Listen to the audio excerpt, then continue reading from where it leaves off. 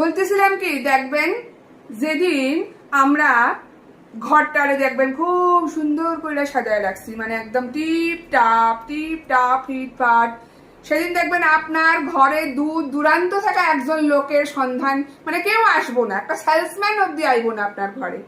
পরিবেশী বলতেছি, পাড়াপড়শি, আত্মীয় স্বজন সব তো বাদ দাও, মানে সেদিন একটা সেলসম্যানও চোখে দেখতে পাইবেন না আপনার ঘরে আইসে। মানে মাঝে মাঝে মনে হয় না ঘরটারে আজকে কি সুন্দর পরিষ্কার করে রাখা দিই, মানে সুন্দর করে সাজায়া পরিষ্কার করে রাখুন, মাঝে মাঝে ভাল লাগে করতে আর কি।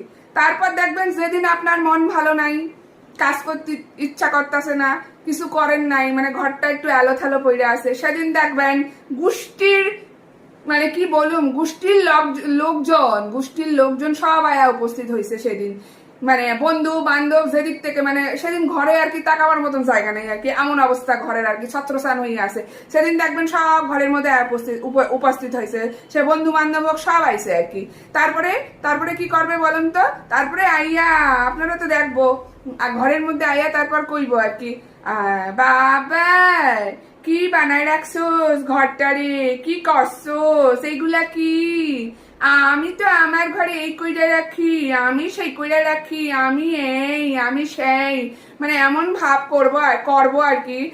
মানে বলতে চাই হচ্ছে ও হচ্ছে গিয়ে সর্বগুণ সম্পন্ন নাকি, আর আমি হচ্ছে গিয়ে আকাম্মার ঢেকি, তাই না?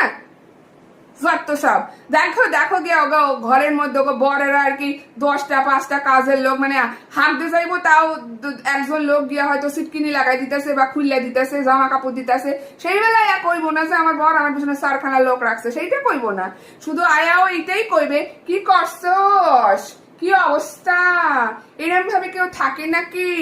আমার ঘর হলে এই হয়তো, আমার ঘর হলে এই হয়তো, এই হচ্ছে আমাকে পাড়াপড়শি আত্মীয় স্বজন।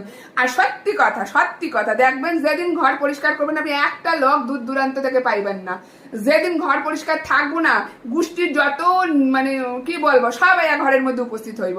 সত্যি কথা বললাম, আপনারা মিলাই নেবেন, ঠিক বললাম কিনা?